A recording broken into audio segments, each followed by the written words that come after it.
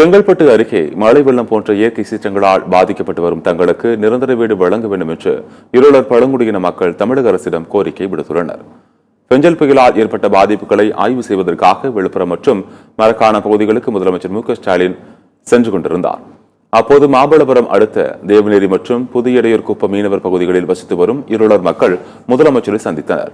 தற்காலிகமாக கூடாரம் அமைத்து வசித்து வரும் இவர்கள் பாதுகாப்பாக வசிப்பதற்கு நிலையான இருப்பிடம் அமைத்து தருமாறு முதலமைச்சரிடம் கோரிக்கை மனு அளித்தனர். மேலும் தங்கள் பகுதியில் தூண்டில் வளைவு அமைக்க வேண்டும் என்றும் கேட்டுக் கொண்டனர்.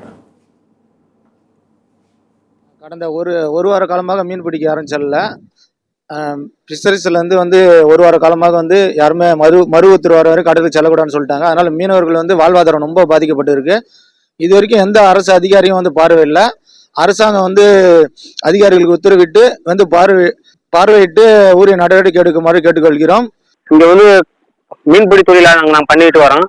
மீன்பிடி தொழிலால எங்களுக்கு அரசு உத்தரவு காரணமாக வீட்டுல இருக்கிறோங்க. இன்னைக்கு இன்னும் ஒரு வார காலமாக வீட்டுல தான் இருந்தாகணும். எந்த ஒரு வருமானமும் எங்களுக்கு கிடையாது.